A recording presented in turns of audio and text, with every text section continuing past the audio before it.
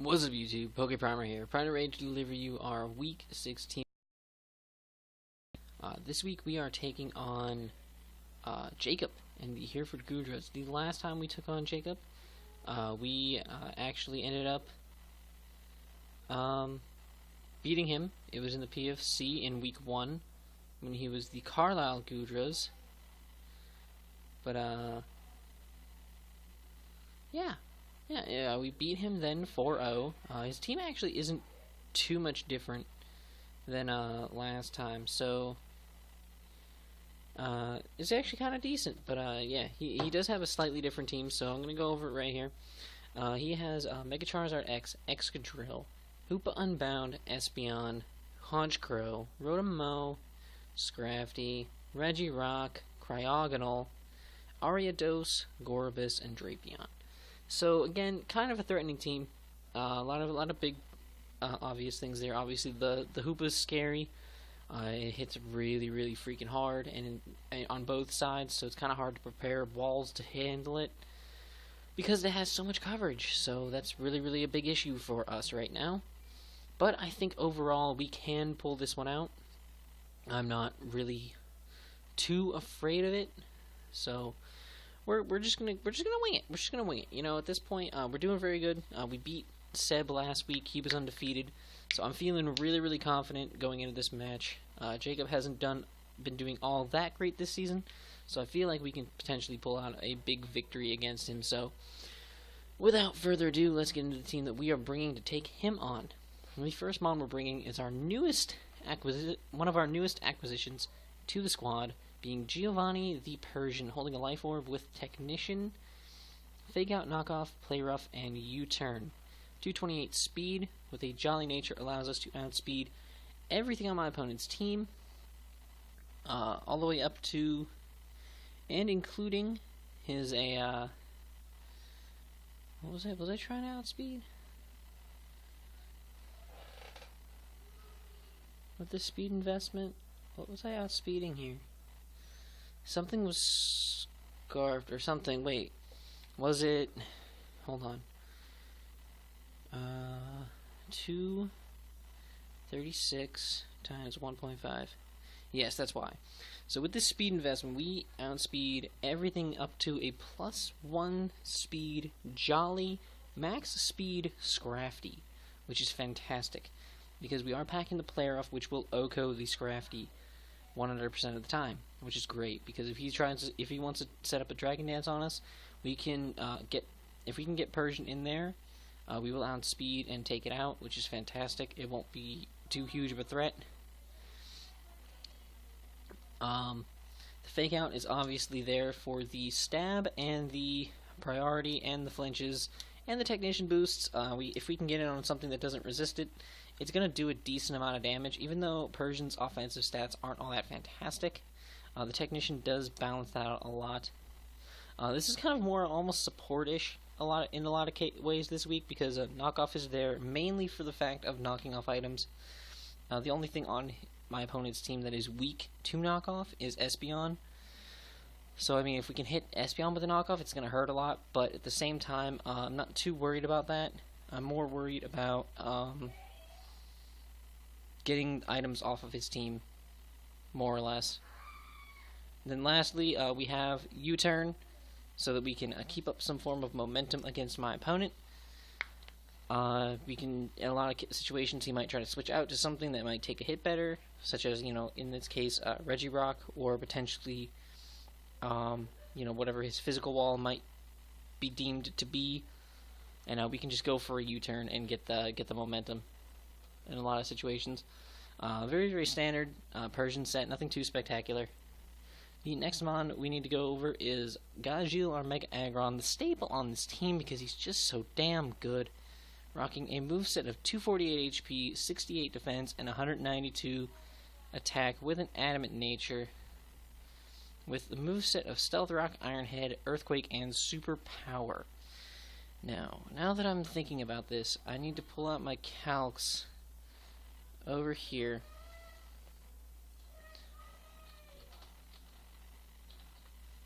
Pull up my calcs so that I can determine why I have this specific spread. That was our league document you just saw there.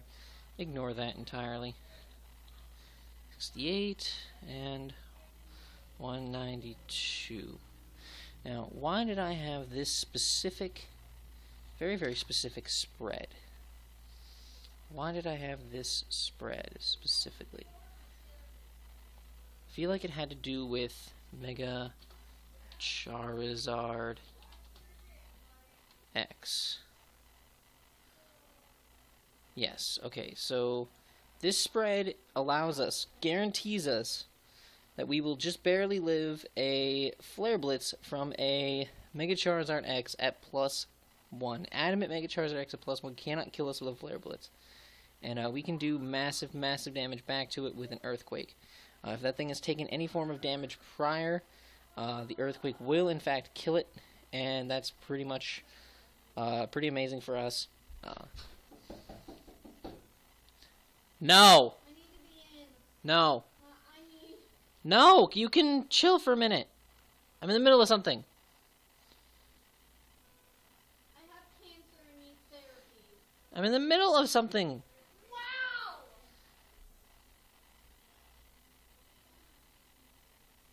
But Stealth Rocks is there to make sure that the Zard gets that damage on the incoming. The Iron Head is obviously there for stab purposes. It works better against the Regirock, and we can potentially get flinches on it. It'll also do massive, massive damage to... what was the other thing on his team that was weak to Steel? It'll wipe out the Cryogonal, which is good.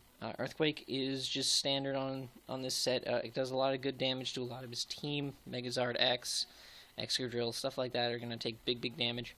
And then Superpower is there for... I believe I put it on there for the Scrafty, more or less. It's just an overall extra coverage move to use in other situations where maybe Earthquake won't pick up the KO, but Superpower will. And that's just kind of the whole thought process behind that. The next mon we're bringing is going to be Tech Support, and it's going to be a Choice Scarf to Azelf. This is, I believe, we're running dual Scarfers this week. This is the first one.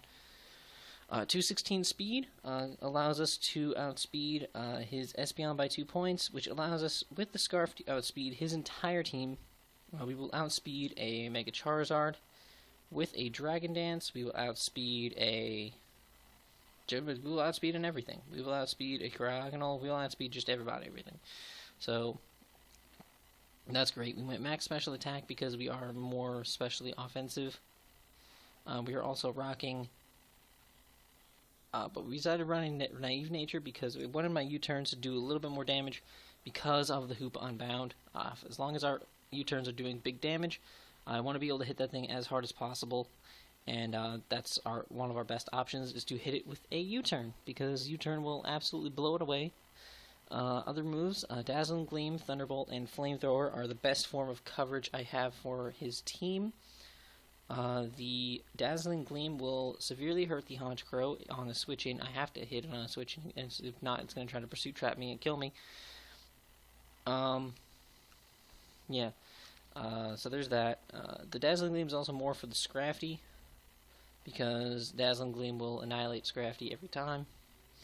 Thunderbolt is there for, again, the Honchkrow on a switch-in, or hitting the Gorobus. Gorobus is kind of scary, because if it gets a Shell Smash off, it can kind of be a threat. But I believe... Let me actually check something real quick.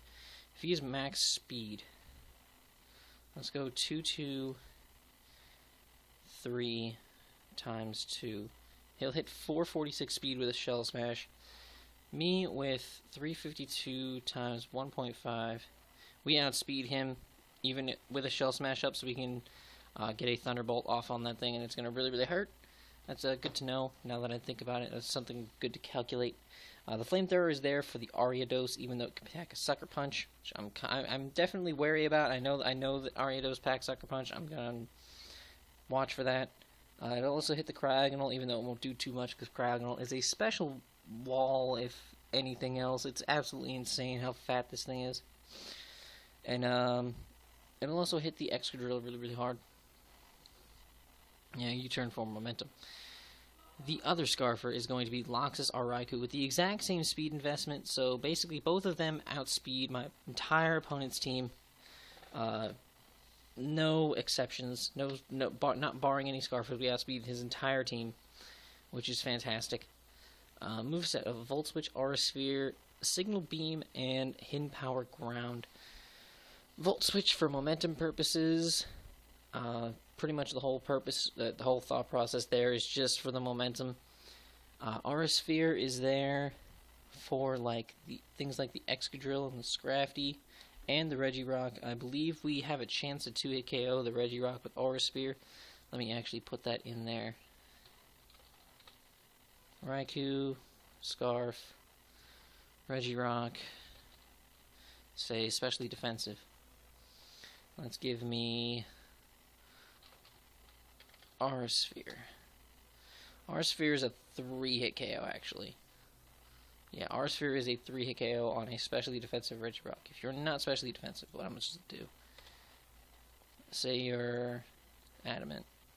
There's a chance to 2-hit KO. Guarantees a 3-hit KO after leftovers covered. That's pretty awesome. So that's the thought process there. I want to have that on there. HP Ground is there for things like the Drapion, which I don't have too much coverage for. But the HP Ground is a guaranteed 2-hit KO. So that's really, really important. And then the Signal Beam will OHKO or 2-hit KO the Hoopa. Let me put the Signal Beam in there as well. And go to Hoopa Unbound. It has a good chance to OHKO after Stealth Rocks. Even if it is Assault Vest, and put the Assault Vest in there, it will guarantee 2-hit KO with an Assault Vest, so that's really, really good. Because I know myself, I personally run Assault Vest Hoopa Unbound, so if he does run it as well, we will be able to take care of it. The next mon we are bringing is Sally our Gastro Don, because Sally's amazing. Holding the leftovers with Storm Drain. This gives us a dedicated switch-in to his Gorbis if it sets up. It has to run HP Grass, which means it loses another move slot. So if it is able to take us out, that's here nor there. But running a very basic moveset: Scald, Earth Power, Toxic, and Ice Beam. Max defense, bold nature, typical physically defensive Gastro Don set. Nothing too spectacular. Scald is good, just overall coverage to get burns on things. It also hits the Excadrill and the Regirock decently hard. If I can get a burn on the Regirock, that's even better. Key reason why this thing's physically defensive is because physically defensive Gastro Don switches in on up to +2 or +3 Mega Charizard. Let me check that. Mega Charizard versus Gastro Don. Physically defensive. Just leave that exactly the way it is. Yeah, it has to be. If it's +1, it can 2-hit KO us with. It has to be +1 to 2-hit KO us, so that's kind of important. So if we switch in on it Dragon Dancing, we can do some decent stuff. Earth Power is a guaranteed 2-hit KO on the Mega Charizard, so that's really fantastic.